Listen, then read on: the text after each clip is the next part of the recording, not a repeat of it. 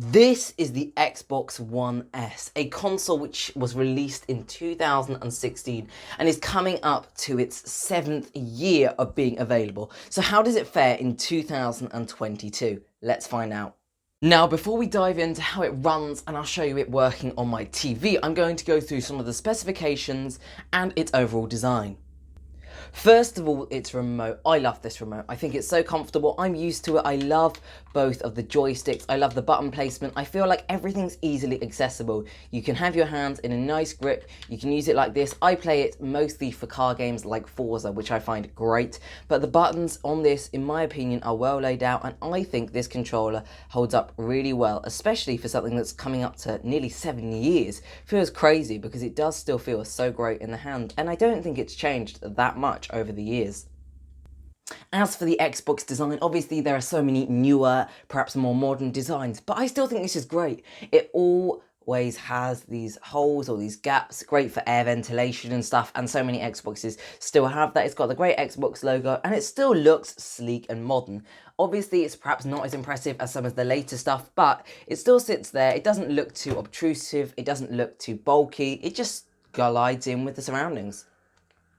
As for design, obviously Xbox have come out with some pretty radical and interesting designs since this model. However, this design still feels great. It's got the gaps for ventilation, which most consoles have. It still has the Xbox logo in a good placement, which lights up. It's got the CD insert, so you can put CDs in to play games with. Generally, it still feels sleek and it still feels modern. It still looks great when it's sat in front of your TV. It's not ugly and it's not an eyesore. As for specifications, it has 8GB of RAM in the console, it's got 1TB of internal storage, and you are welcome to look at these specs online. Generally, I find it fairly good to game with, especially when the game is loaded up.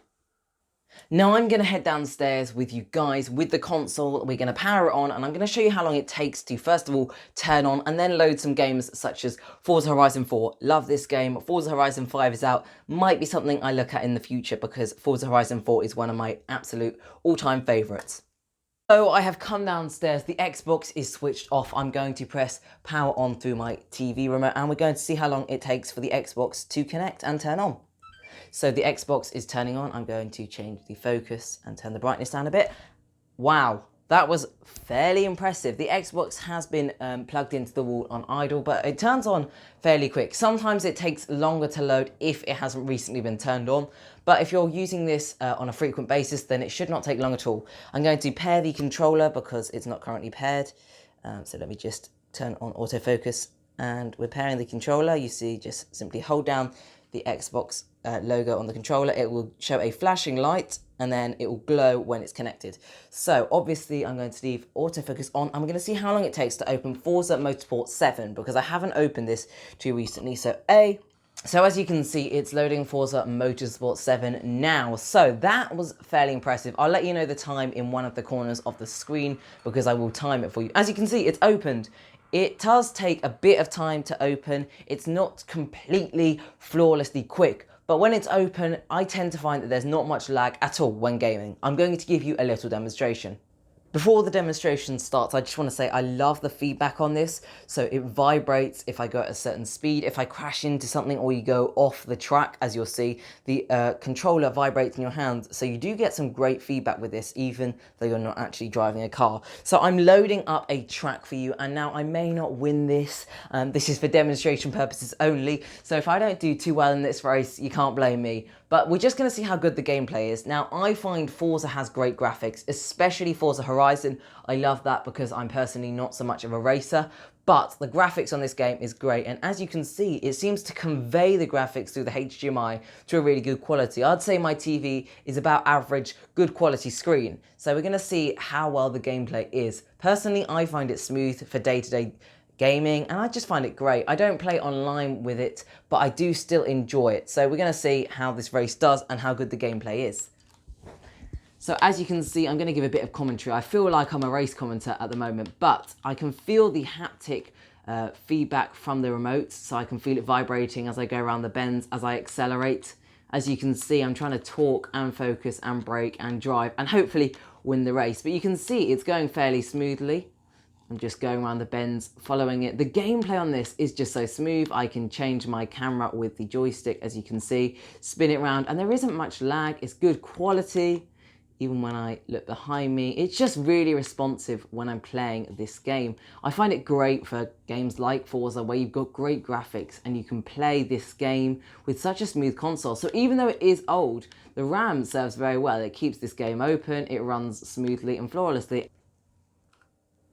While we wait for this to load, remember my channel is aiming to inform and educate on all things tech, so don't forget to subscribe and also make sure your notifications are set to all so you see all of my most latest and best videos. Just before I start, pricing wise, you can see they're actually not too bad. I found one here if I put autofocus on CEX for about £170. It is only a 500GB model, but still that is a fairly good price, and personally I love that colour, and it comes with a warranty, so it could be a good Christmas present. As I say, I love the gameplay, and if you're not too fussed about having the latest and greatest and the best Xbox, then I think this will do for just casual playing.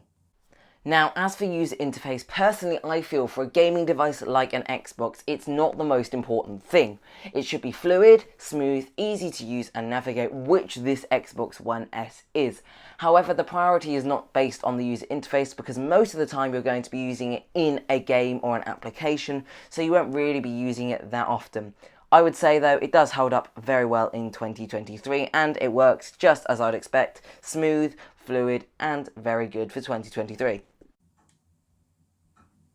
So in summary, the Xbox One S has held up remarkably well considering its age. But who is it for and who should purchase it? Especially as there are so many renewed and perhaps used versions available.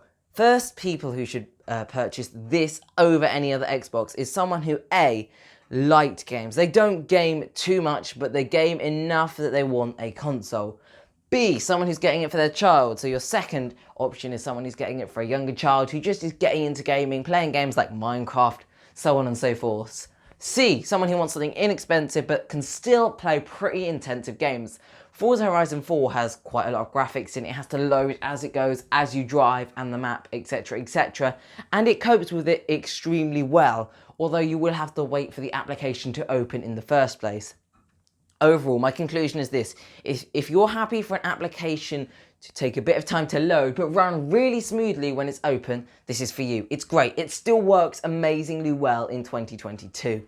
I am genuinely impressed by this, and as long as you're not a really power heavy user, this is definitely a great starting console. And I'm impressed because it's held up very well over the years. Thank you very much for watching. Don't forget to like and subscribe to my channel. You can see it in the background on the Xbox, and I'll see you in the next one. Goodbye for now.